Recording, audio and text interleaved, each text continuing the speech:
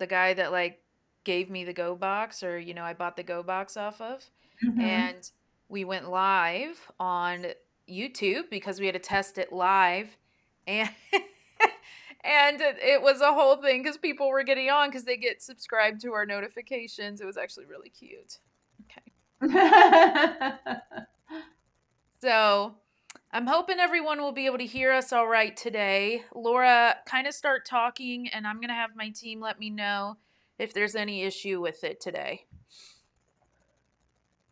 Testing. Laura, you got to say something because it's when you talk. Okay, I'm here. So can you hear me? Yeah, so ladies, is there any echo? We need to talk for them to hear if there is an echo, right? Oh, they So said it's all good, so we fixed it. Okay, we fixed it good. yesterday. Yeah. All right. Okay, so welcome, welcome, welcome. We are talking about cold calling today. And I am going to give you some tips, tricks, and then I know somebody was asking in the comments if I could give a little mindset talk on it as well. So let's talk the actual like technicalities and all of that of cold calling, and then I'll go into the mindset portion of it. Okay. So, Laura, one of the things that we're supposed to cover today is kind of the script. And so I will have you start and then I will continue on with wherever you need me to. Okay. Well, the script also it goes a little bit into mindset, honestly. So I can't really talk just about script without talking a little bit how to approach it from a mindset point of view. So before, I know a lot of you are intimidated from calling because nobody likes rejection. You don't like to be cussed at, and the best thing I can say is this, and this became very apparent. We at the retreat was kind of funny actually. We had somebody that came in use talking about AI, artificial intelligence, and how it's applying to real estate. And one of the things that they're coming up with is this AI caller. So basically, they call and they almost they go through a certain script, and depending on the answer on the other side of things, they go and have a certain response. Well, the thing is, sometimes it works, sometimes it doesn't. They still have to perfect that, right? So it was kind of funny because sometimes the answers, and they were testing it, it was kind of funny. Like the wife of the developers, she was answering like she was an escort, and so the system couldn't really pick up on those things. But anyway, so the thing is, they still have to perfect it. But the important thing is they came to it is that in the beginning of your conversation, or first of all, before you get on the call, you need to get your mind right. You know, expect that you're going to get something really positive out of these calls, whatever the case might be.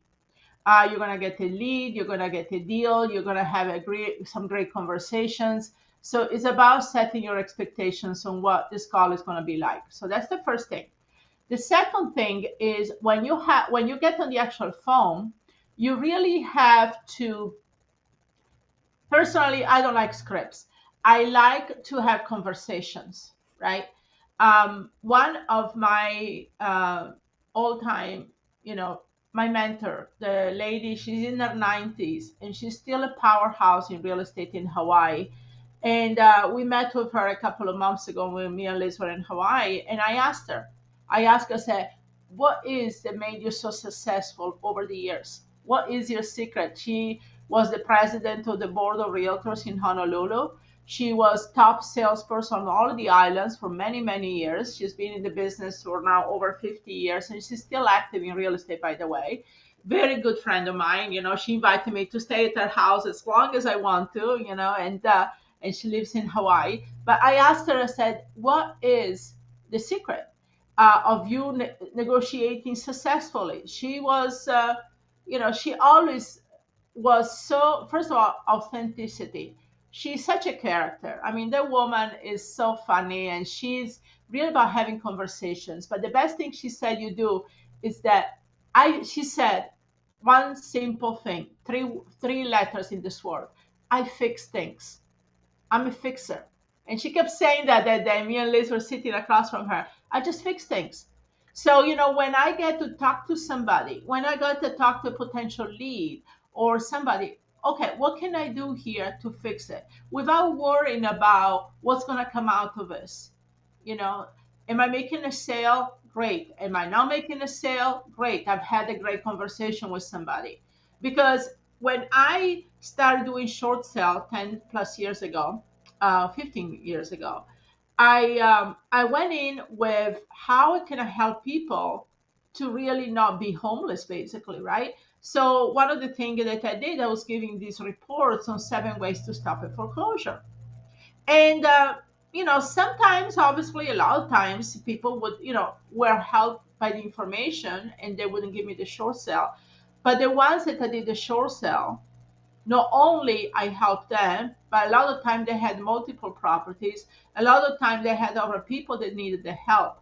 So by helping people, I was actually more successful than just by doing one deal, worrying if I was going to get the deal. Hopefully that makes sense.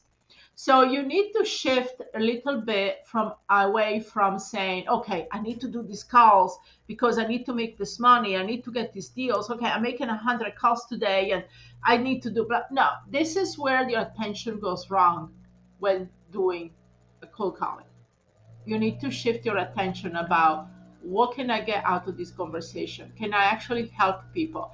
Can I give some information? Can I make this that is a win-win situation for all of us? Can I fix things? Right? When you shift that, your business is going to boom. Okay.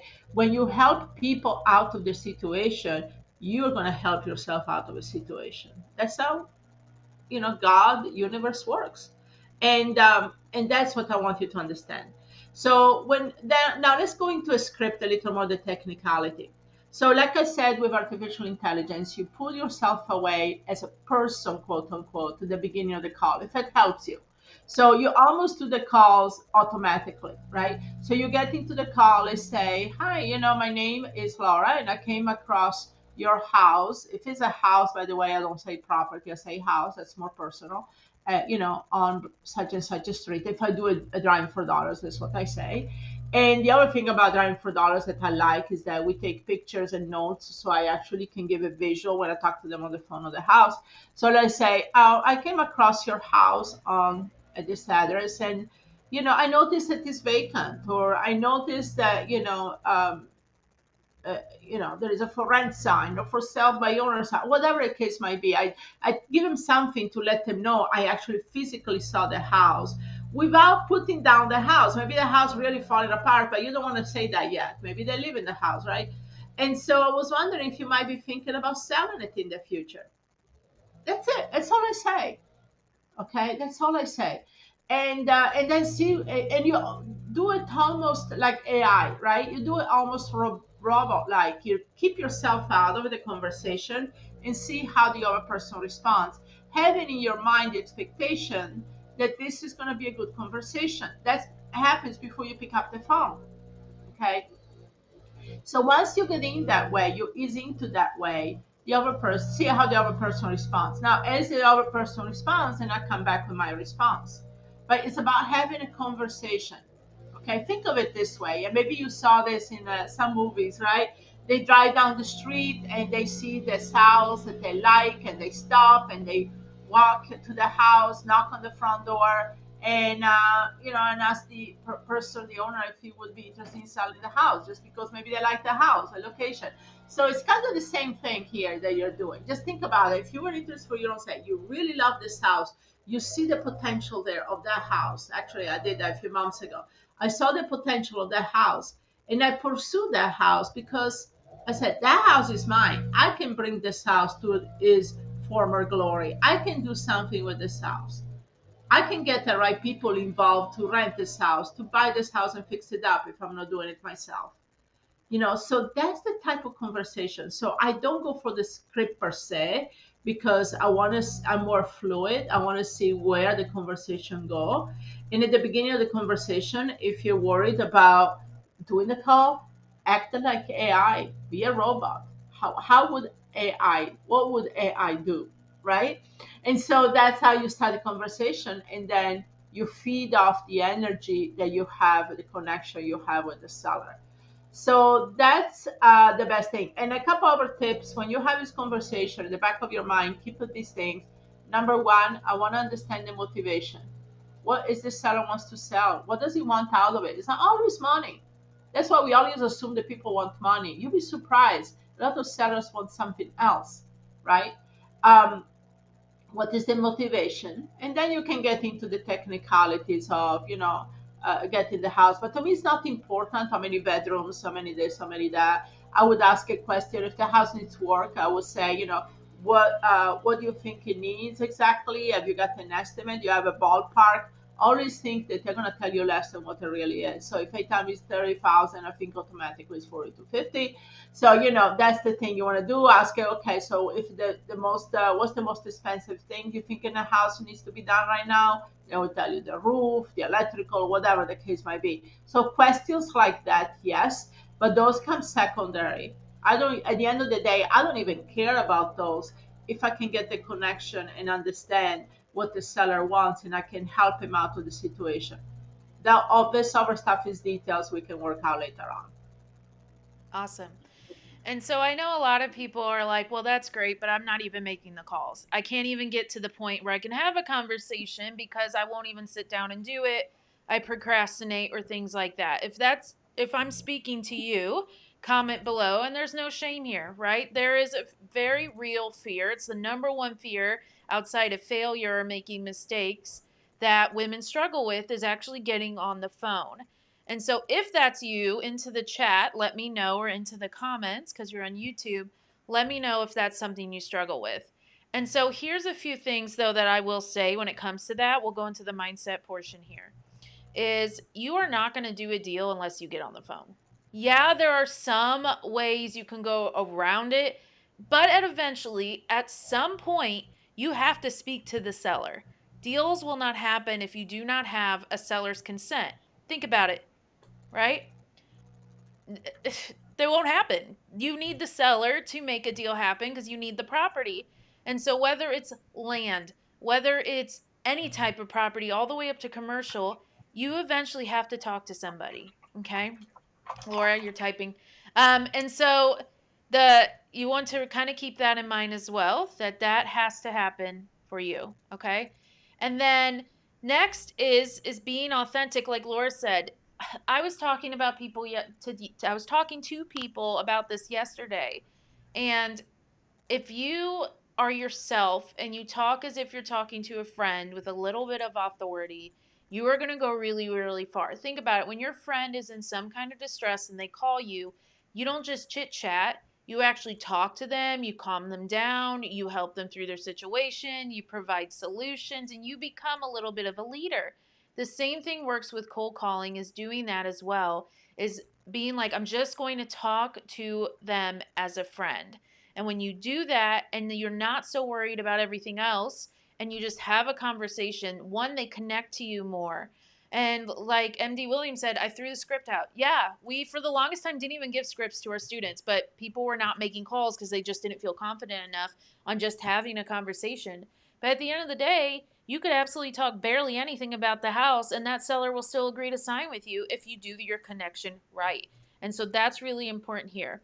And so the other thing is, and the last mindset tip I'll give here, if you are worried about talking to sellers, you are more worried about yourself than you're worried about helping others. Because if you really are serious, and this might like really rub people the wrong way, but I don't care. That's, sometimes I won't sugarcoat things. But it's you are too worried about how this is going to affect you than how this can help another seller. By getting on the phone, you are providing a solution to somebody that's in distress. And if they say no, it has nothing to do with you. It is not a rejection of you. It is just they're not interested at this time. So we use a quote called no as next opportunity. So that just means that the next call could be the one that changes your life and can also help the seller out. And so I do a lot of topics on this because I think we worry too much of how this is going to affect us, but you're not the one in distress, the seller is. And if they are mean and rude to you, that's a reflection of them that has nothing to do with you. And so in real estate, you got to take the emotion out of the business. And I say this with a lot of love, but sometimes you guys need a little bit of tough love. You have to take the emotion out, or you are going to emotion yourself right the hell out of this business. Real estate is not supposed to be this emotional thing. You have to detach to make sure that you take care of the seller, because let's do it in this way. You do talk to a seller and you get too emotionally attached to that or the outcome. This can really drive your mindset, your mental health into the ground. And so you want to take care of yourself and the seller. You cannot help a seller if you are going to stress yourself out in the options of doing that. And so there's just a lot of ways I can word this, and I don't even know if this is helping or landing with people because I'm not seeing comments come through since I started that. And maybe I pissed off a few people. Who knows? But it's the truth here, and you have to really, really think about it. You are not going to do deals unless you talk to people. It's just I don't. Real estate's a people service business. Like, you have to get on the phone. Two, it's you need to be yourself. You need to talk with some authority, just a little bit, like you would talk to a friend. Just have a conversation. And if you are worried about getting on the phone or you're worried about rejection, you are more worried about yourself here and how this affects you than actually helping the person you're trying to help. And so you are in a service based business here. And I'm just doing a quick summarize. You have to be able to provide the service, meaning getting on the phone and talking to them. So I hope that that was helpful and gives you just a little bit of things. And one of the things Laura said in the beginning is really true is try to go in expecting how the conversation will go. Go in kind of visualizing how the conversation will go. What are you going to say? You know, what could their possible answers be? And then just go with it, right? Because at the end of the day, you can't just stress over all the what ifs. Just go and I'm going to expect that this is going to be a really good conversation. I'm going to be able to provide a couple solutions to the homeowner that will help them out. And in the beginning, if you really don't know what to say, just be like, look, I'm just going to figure this out. I'm just going to ask them when their roof was last updated, what kind of stuff do they need, and things like that. And that will help alleviate a lot of the stress that you guys are feeling of talking to sellers. But in this business, the most direct way, besides actually getting up and like looking at them face and face, which honestly is way more scary than getting on the phone, is going and talking to them on the phone. Okay. And so you want to apply that to your day to day. Yeah, I want to give a quick tip also is, the other thing is to practice how we talk with seller. That's why we also say start with the quick wins. Start with the low hanging fruit type strategy. Start with the ones where the seller already wants to sell, right? And we talked about that during the master class for anybody here that's from the master class. But that's the thing. So one, for example, of them is for sale by owner. Start talking to for sale by owner. They already want to sell, so that would get you practice. And obviously, because the other person is more receptive, they already want to sell. It's more about having a conversation and see where the conversation go, and see if this person is willing to come down on the price, or what their motivation is. Why do they want to sell? Would they entertain a lower offer? Would they be willing to rent the property? Maybe that could be a lease option, right? And I cannot tell you how many of our students have done deals with for sale by owners just because of having these conversations and knowing what to offer. So that there's definitely some motivators behind it that I want my students to get during this conversation. But that gives you a lot of confidence because you're not dealing with rejection. The other person is already ready to sell. And let's think about it. I hate being on the phone. So if I can get on the phone, you can. I don't even get on the phone with people I know. I will watch that thing ring and let it go to voicemail and then text them and ask if it was urgent enough. Like, it's just how things are. And so you just have to do it. And if you really aren't going to do it, then you really have to wonder if this is the business for you. And I really hate to say it that way, but it's to a point where if you're not willing to get on the phone, you either can hire it out if you have the budget, or you have to question if this will really work for you. And it's gotten to that point, right? So I hope that this was helpful. I hope it gave you something to talk about, like as far as scripts. I like the recommendation of role playing. Do that 100%. Is role playing with people, friends, family. We have the ladies in our community will do it. They did it at the retreat the last few times. And it's really just once you do the calls, it's not that bad. You just have to get yourself to make the call. But once you do, it's really not hard. So, what we are doing now is we're going to go into the raffle, and you have 1 week to claim this raffle winner. And how you get into this is you have to join our Facebook group, Real Estate Investing Women. Make sure you answer the questions and just comment the crap out of everything all week. We take the top 3 interactors, the ones that comment the most, and kind of just put them in a raffle, spin the wheel. And this is our way of saying thank you for helping the community and being there and helping each other out. So my team went ahead and took the top 3. And I was actually really not surprised by the winner today because I go through the group, as you know, and I saw her everywhere. And so our top 3 were, I'm not gonna name them all because I don't want them to get upset, but the winner was Danae Sloboda. So Danae, you won our raffle prize of 500 skip traced leads. So super excited for you. Congrats on that. You just have to email into Amanda and she will get that to you. You have 1 week to claim your prize. But with how active you've been, I'm not too worried about that. All right, Of Laura. course, the leads are in her area of choice, right? Yes. Yeah. Yes, definitely. Awesome. So, Laura, do you kind of want to talk about what's coming up? Um, Yep. Okay. So we have a workshop coming up next week, actually. It's going to be about virtual real estate investing. This is actually a new workshop.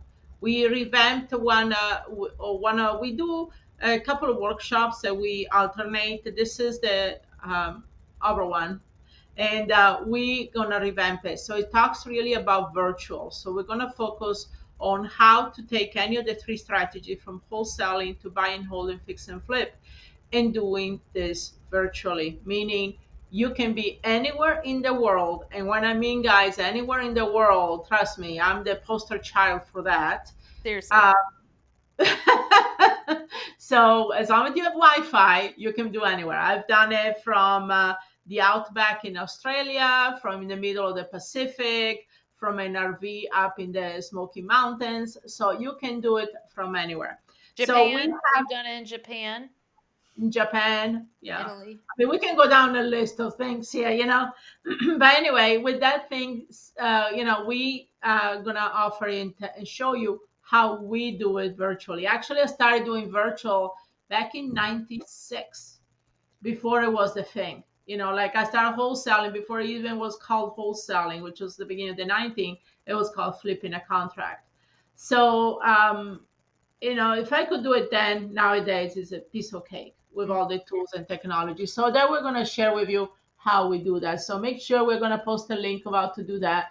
Now, if you are ready to talk to us, how to become part of our amazing community of students of women, empowering other women, we have women writing contracts every single day. Okay. I see posts in our group of students every single day. And the funny thing is, they're writing multiple contracts at the same time. Yeah. Just the one I talked to, she actually posted last night writing 2 contracts, get 2 contracts accepted. So it's not just one contract, because when I was talking with them this morning, is that when you get this ball going, like when you start calling people, you get it just break. There is something there. When you put the focus into something, right, it expands. So you by putting your focus into it, you get more of that. And that's a huge difference here. So instead of doing the calls 1 day a week, I'm just going to do the calls. No, even if you do 5 a day, 10 a day, it's not important you do 100 in 1 day and then nothing the rest of the week. I prefer you doing 5, 10 a day every single day than doing 100 in 1 day, because it does something that your focus, your mind goes into that mode that's going to attract more good things coming to you out of those expectation. I don't know how that works, honestly, guys. It's something has to do with energy, quantum physics. We're not going to get into that right now. But the thing is, that's what happens. I had one student, actually, she came to the retreat 2 weeks ago, and she was kind of, touch and go for a couple of months. And she said to me at the retreat, you know what? I'm just going to do this. I'm going to focus. I'm going to go home and I'm going to do this. And that's the one that put 2 contracts in today in 2 weeks since the retreat happened, because now she focused, she directed her energy, she started doing the right things. She wasn't doing anything different what she was doing before, but because of her energy, things started happening. So that's one of the important things. So go ahead and schedule a call with us. Let's talk about how we can get you to write a couple of contracts here in the next week or two and start closing deal by Thanksgiving. Yes, Thanksgiving, Yeah, 4 weeks away. we're giving our students a challenge that they are to do their next or first deal has to be under contract by Thanksgiving, and that they are going to do whatever it takes to make that happen. And we did that before the retreat, and there were a few that said they wouldn't go to the retreat unless they got a deal under contract. And didn't one get it like the week before? She was like, Right? I was so close. And Yeah, so we do the same thing where we do like challenges so that the women really move forward and be able to get their yeah. deals under And contract. every day for 4 weeks, we're going to tell you exactly what to do to get the deal under contract. So that's part of the challenge. So hopefully we see you there. Go ahead and schedule a call. And any of you that are in the master class wants to jump ahead and schedule calls, we're going to have limited spots available here this week. That's a different link though, so you have to PM me. Okay. Mm-hmm. So great. Okay. Awesome. Okay. Well, I hope that this was helpful. So, your number one goal, I tell everyone, is you should be on the phone every day for at least 20 to 30 minutes talking to sellers, making calls. And it doesn't matter how many no's you get. I've even had people make a game of it. Whoever had the most no's won for the day just because they were trying to make more fun with what was going on. Just remember that the next deal could be a yes, and it could be the deal that changes your life, whether it's your first deal or your 100th deal. You never know, it could be the deal. I've seen people make as much as 100, and I think the max I've seen was just recently someone made $150,000 on one wholesale deal.